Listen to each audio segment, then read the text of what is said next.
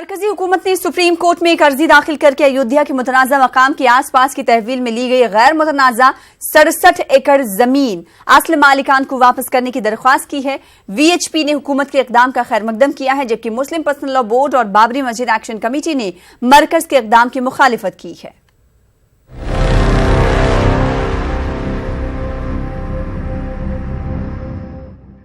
मरकजी हुकूमत ने अपनी अर्जदाश्त में कहा है कि 1991 में 2.77 एकड़ राम जन्मभूमि बाबरी मस्जिद मुतनाज़ा अराजी के आसपास की 67 एकड़ जमीन तहवील में ली थी, जो असल मालिकान के हवाले कर दी जानी चाहिए। राम जन्मभूमि ट्रस्ट ने भी ये जमीन असल मालिकान को वापस करने की दरख्वास्त की थी। और आज का ये एप्लीकेशन, सरकार का निर्णय, ये भी एक कानूनी फैसला है और कानून की मुझे पूरा विश्वास है कि सुप्रीम कोर्ट, क्योंकि ये केंद्र सरकार का ही अधिकार है कि बाकी बची जमीन जो है वो मालिकों को वापस करे, इसका निर्णय तो सरकार को करना है। उसके लिए परमिशन कोर्ट की मांगी है। मुझे पूरा विश्वास है कि ये परमिशन मिलेगी और ये जमीन मुक्त हो जाएगी। जमीन मुक्त होने से बहुत सारा मार्ग प्रशस्त हो जाएगा।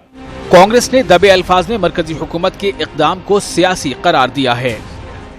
जो जमीन आसपास केंद्र सरकार ने अक्वायर भी कर ली है, उपलब्ध भी कर ली है, फिर भी उसमें कोई हरकत नहीं होगी जब तक मेन मुद्दा, मुख्य मुद्दा निर्णित नहीं होगा। ये समझ में आता है, बड़ा रीजनेबल ऑर्डर है कि भाई मेन मुद्दा होगा उसके बाद। तो आज 16 साल बाद अचानक चुनाव के 2 महीने पहले ये अर्जी कहती है कि वो आदेश 31 मार्च 2003 का थोड़ा संशोधित कर दीजिए कृपा करके उच्चतम न्यायालय जी, और ये कह दीजिए कि जो चीज हमने 16 साल से नहीं की, जो प्रतिबंधित थी, हमको अनुमति दे दीजिए कि हम केंद्र सरकार वो जिसको वो कहते हैं अविवादित जमीन किसी को भी दे दें। वीएचपी ने मरकज के इक़दाम का खैर मकदम किया है, तो दूसरी जानिब मुस्लिम पर्सनल लॉ बोर्ड और बाबरी मस्जिद एक्शन कमेटी ने मरकज की जानिब से दाखिल की गई अर्जदाश्त की मुखालफत की है। बोर्ड के मुताबिक मरकज का ये इक़दाम खालिस सियासी है। Therefore, the government has said that this land is not disputed, this land is not required, it be returned. It's a good move and we welcome it. Babri मस्जिद हो या रामचंद्र जी का मंदिर हो, जो उसको बनाने का असल डिस्प्यूट है वो उसी जगह को लेकर के है जिस जगह का टाइटल सूट का मसला सुप्रीम कोर्ट के सामने है। तो इस वजह से ये जो एक्वायर करने की बात कही गई है, इससे जो असल मसला है वो हल नहीं होगा और फिर ये उसी से रिलेटेड ज़मीन है। इस वजह से हम समझते हैं कि उसको किसी को भी देने का कोई सवाल नहीं उठता। वाज़ेह है कि सुप्रीम कोर्ट ने इस्माइल फारूकी मामले में कहा था कि हुकूमत दीवानी मुकदमे पर इलाहाबाद हाई कोर्ट के फैसले के बाद मुतनाज़ा जमीन के आसपास की तहवील में ली गई 67 एकड़ जमीन वापस करने पर गौर कर सकती है। Bureau report, news 18 Urdu. उधर बाबरी मस्जिद केस के मुद्दे इकबाल अंसारी के मुताबिक अगर सुप्रीम कोर्ट तहवील में ली गई गैर मुतनाज़ा 67 एकड़ जमीन असल मालिकान को वापस कर देता है तो इन्हें इस पर कोई एतराज नहीं है। वहीं संत मरकज के इक़दाम का खैर मकदम कर रहे हैं। पूरे दुनिया को दिखाया गया था जब मस्जिद तोड़ी जा रही थी। आज कोर्ट का फैसला जो है अभी तो आया नहीं है, अभी तो कोर्ट का फैसला लंबित है। सरकार ने जो जमीन अधिग्रहित किया है वो जो है हिंदू पक्ष को देने को तैयार है। उस जमीन से हमें कोई इतराज नहीं। सरकार वो जमीन जो भी चाहे करे, हमें कोई इतराज नहीं है। हम साफ जो है, हम किसी का नाम नहीं लेना चाहते, चाहे वो मंदिर हो चाहे मस्जिद। जो जमीनें हमारी नहीं है उस पर सरकार कुछ भी बनाए, हमें कोई इतराज नहीं है। नहीं, वोटर को रिझाने की नहीं, ये काम वास्तव में सही कार्य है और वास्तव में ये बहुत पहले ही ये होना चाहिए था। जो अब केंद्र सरकार ने जो ये सोचा है और जो उन्होंने याचिका दायर किया, बहुत सही है और इसका समाज समर्थन कर रहा है। बहुत सही काम है। अगर सरकार कोई बड़ा कदम नहीं उठाती है और या सुप्रीम कोर्ट बैठकर लगातार सुनवाई नहीं करती है तो संत समाज एक नया मुहिम चलाकर जहां राम जी विराजमान है वहां पे उनका भव्य राम मंदिर बनाएगा, क्योंकि अब संत रामलला को टेंट में कतई नहीं बर्दाश्त कर सकते। राष्ट्रीय मुस्लिम मंच के सरपरस्त इंद्रेश कुमार की अलीगढ़ आमद पर एक जलसे का इनेकाद किया गया, जिसमें खासी तादाद में मुस्लिम खवातीन ने शिरकत की और इंद्रेश कुमार को तहनीत पेश की गई। इस मौके पर खिताब करते हुए इंद्रेश कुमार ने राम मंदिर फैसले में ताखीर के लिए कांग्रेस, लेफ्ट और मजहबी ताकतों के साथ जजों को कसूरवार करार दिया। वहीं संतों से अपील की कि अयोध्या के बजाय कांग्रेस पार्टी और लेफ्ट के दफ्तरों पर धरना दें। ऐसा है, इस जस्टिस का डिले, इसकी पहली कसूरवार कांग्रेस है, दूसरी कसूरवार लेफ्ट है, तीसरी मजहबी कट्टरपंथी ताकतें हैं, चौथे चंद जज हैं जिन्होंने जस्टिस को डिले किया है।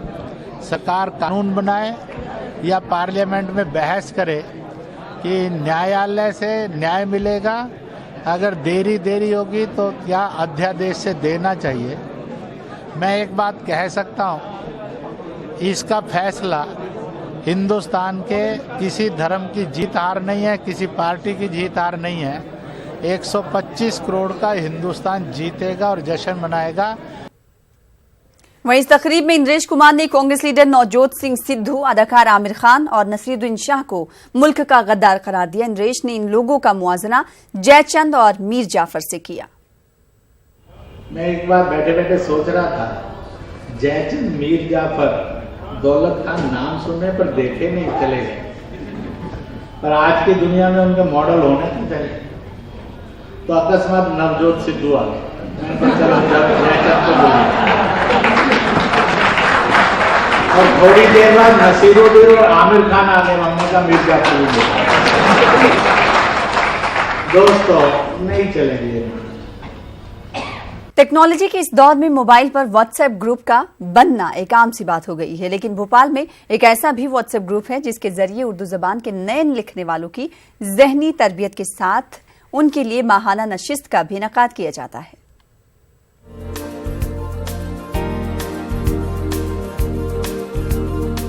भोपाल में महफिल शेर व अदब के नाम से व्हाट्सएप ग्रुप का क़याम साल भर पहले अमल में आया था। ग्रुप के क़याम का मकसद व्हाट्सएप के जरिए उर्दू ज़बान व शायरी की आबियारी करना और उर्दू के नए फनकारों की ज़हनी तरबियत करना है। ग्रुप पर नए फनकारों को न सिर्फ मिसरे देकर उनसे शायरी की मश्क करवाई जाती है, बल्कि गज़ल के मुकम्मल होने के बाद उनके लिए बाकायदा शेरी नशिस्त का भी इनेकाद किया जाता है। कड़ी मेहनत ने शोखी गुल भी चुरा ली है, कड़ी मेहनत ने अब तो बचपन भी खिलौनों का खरीदार नहीं, अब तो बचपन भी खिलौनों का खरीदार नहीं। लेकिन बुनियादी तौर पे जो हमारा मकसद है वो ये है कि हम अदब को प्रमोट करें और इसके लिए हम हर महीने एक नशिस्त रखते हैं और हमारे प्लान में ये है कि हम आगे नस्र से मुताल्लिक भी अपने प्रोग्राम्स मुनक्किद किया करेंगे। हाँ, ये बड़ा इसमें नुदरत है और नुदरत इस लिहाज से भी कि जो तरही मुशारे भी ये करते हैं, जो उसके लिए माहाना नशिस्तें करते हैं। और इसमें खुसूसियत ये है कि जो इनके ग्रुप में शामिल हैं लोग, उनके अलावा कुछ शहर के मोअज़्ज़िज़ लोगों को ये मदऊ करते हैं और उनकी मौजूदगी में हर माह ये नशिस्त करते हैं। महफिल शेर व अदब के नाम से कायम इस अदबी ग्रुप में हर उम्र के लोग शामिल हैं, लेकिन हर शख्स को अपनी तख्लीक पेश करने से कबल एक मरहले से गुजरना पड़ता है। ग्रुप में शामिल असातिज़ा नए लिखने वालों के लिए ऐसा जरूरी भी मानते हैं। ये मैं समझता हूँ कि अपनी जगह पे एक बड़ी यूनिक चीज़ है जो हमें कहीं नहीं दिखाई देती। हो सकता है किसी शहर में कुछ हो रहा हो, लेकिन भोपाल में कम से कम ये आसपास जहाँ तक मेरे इल्म में है इस तरह की कोई कहीं नहीं हो रहा है। इससे काफ़ी मदद मिलती है क्योंकि बहुत सारे ऐसे लोग जो व्हाट्सएप ग्रुप में मिलते हैं, बट सारी महफिल नहीं मुलाकात हो पाती उनसे, तो उनका कलाम भी हमको सुनने को मिलता है और व्हाट्सएप के लोगों के जरिए वो भी जो बाकी के लोग कह रहे हैं उनको सुनते हैं, समझते हैं। नए फनकारों के कलाम पेश करने के बाद असातिज़ा सुखन ने अपना कलाम पेश किया, जिससे सामईन खूब लुत्फानंदोज हुए। न्यूज़ 18 उर्दू के लिए भोपाल से मेहताब आलम की रिपोर्ट। आबिदा इनामदार सीनियर कॉलेज शोबे उर्दू के ज़ेर एहतमाम पुणे में तलबा के लिए कैरियर काउंसलिंग प्रोग्राम का इनेकाद किया गया। आजम कैंपस में मुनक्किदा कैरियर काउंसलिंग प्रोग्राम में बड़ी तादाद में तलबा ने शिरकत की और इस तरह के प्रोग्राम के इनेकाद को तलबा की जहन साजी के लिए जरूरी करार दिया।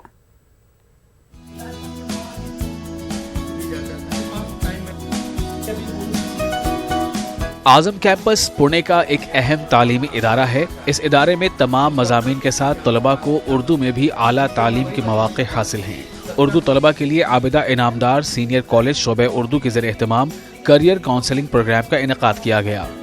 करियर काउंसलिंग प्रोग्राम में उर्दू तलबा के साथ दूसरे मज़ामीन के तलबा ने भी शिरकत की। देखिए, अभी सीनियर लोग जितने भी हैं जो 50 साल के ऊपर की उम्र के हैं, पैसे वाले हैं, अथॉरिटी वाले हैं, पावर वाले हैं, लेकिन नई टेक्नोलॉजी से उनको कोई इतना संबंध नहीं आता। तो ये नौजवान लोग उसका भी फायदा उठा सकते हैं। उसका फायदा का मतलब गलत फायदा नहीं।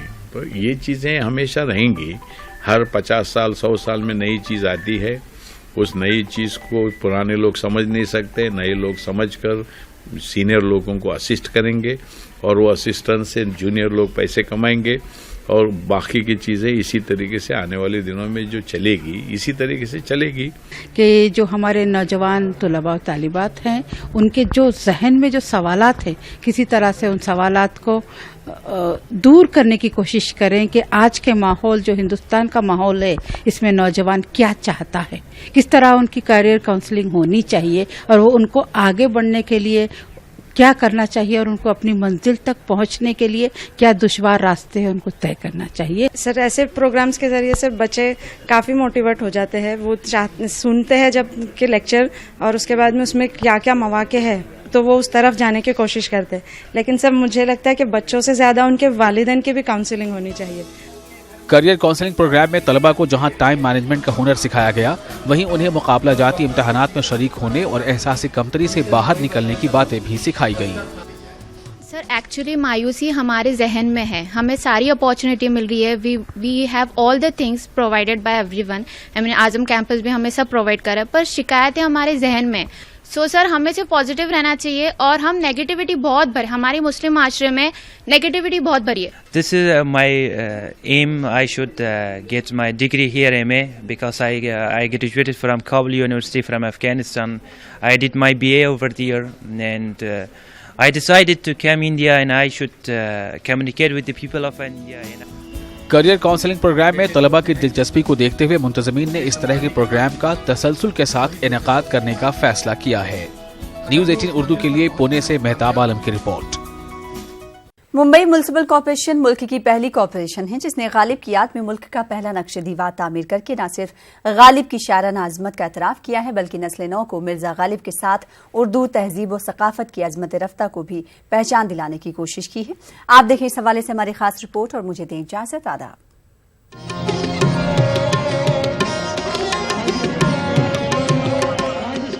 मुंबई म्युनिसिपल कॉरपोरेशन ने 50 लाख रुपए के सरफे से गालिब का ये नक्श तामीर करवाया है। इस नक्शे दीवार के फनी नमूने से अब हर खास व आम लुत्फ अंदोज हो सकता है। मुंबई के नागपाड़ा जंक्शन पर मुनक़िद होने वाली शानदार तकरीब में नक्शे दीवार की रूनुमाई का उर्दूदां तबके ने गर्मजोशी से खैर मकदम किया। मेयर महादेश्वर ने यादगार नक्शे गालिब को अहलियाने मुंबई के लिए तोहफा करार दिया। वाज़ेह रहे कि समाजवादी पार्टी के कॉरपोरेटर रईस शेख की अनथक मेहनतों और मुंबई म्युनिसिपल कमिश्नर अजय मेहता की खुसूसी तवज्जो के एवज नक्श यादगार गालिब की तामीर मुमकिन हो पाई। सिर्फ गालिब को ही नहीं जिंदा करने का मकसद है हमारा कल्चर, हमारा हेरिटेज, हमारी हिस्ट्री। अगर आप म्यूरल देखें तो गालिब एक सेंटर पीस है। उसके बाजू में जो 1857 की पहली इंडिपेंडेंस की लड़ाई है जो मुसलमानों का कंट्रीब्यूशन बताती है, एक तरफ जो है आखिरी मुशायरा है जो अदब हमारा बताता है, जो मुशायरे की तहजीब बताता है। नक्शे दीवार के इफ्तिताह के बाद बाईकला के जीजा माता उद्यान में मुनक़िद होने वाली तकरीब से मारूफ फिल्मी नगमा निगार और स्क्रिप्ट राइटर जावेद अख्तर और जावेद सिद्दीकी ने गालिब पर तफसीली गुफ्तगू की। जिंदगी की कोई उलझन हो, जज्बात का, ख्यालात का, हालात का कोई मोड़ हो, उस पे आपको गालिब का शेर उस किताब में मिल जाएगा। क्या उस आदमी का रेंज है, क्या उसकी सोच है। नक्शे दीवार की खास बात यह है कि उर्दू तहजीब और सकाफत को पेश करने वाले इस नमूने फन को मराठी म्यूरल आर्टिस्ट तुषार ने तामीर किया है। इस म्यूरल की तामीर में दीगर अफराद और फनकारों ने भी माविनत की है।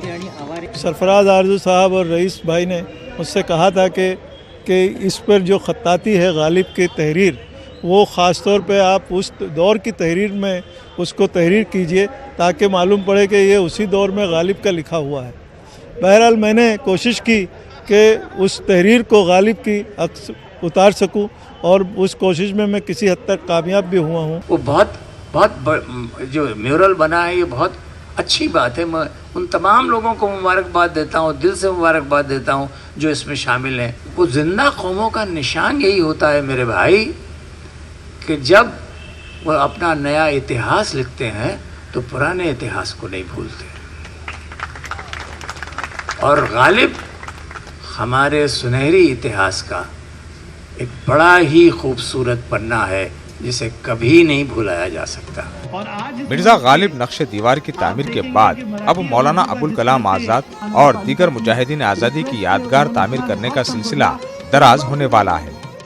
ये हमारी एक तहजीब है, हमारी एक ज़बान है, वो ज़बान मिटती जा रही है और नई नस्ल जो है वो जानती नहीं कि मिर्ज़ा असदुल्ला खां मिर्ज़ा गालिब कौन थे, इकबाल कौन थे, ज़ौक़ कौन थे, मलिहाबादी कौन थे। इन लोगों को ज़िंदा रखना चाहिए क्योंकि हमारी तहजीब है ये, और इस तहजीब को आगे बढ़ाने के लिए हमारे नगर सेवक, हमारे समाजवादी पार्टी के हाउस लीडर ने कारपोरेशन के साथ मिल करके ये पहली बार प्रोग्राम का इख्तिताम महफिल गज़ल पर हुआ। गज़ल गुलकारा पूजा गायतोंडे ने गालिब की गज़लें पेश की।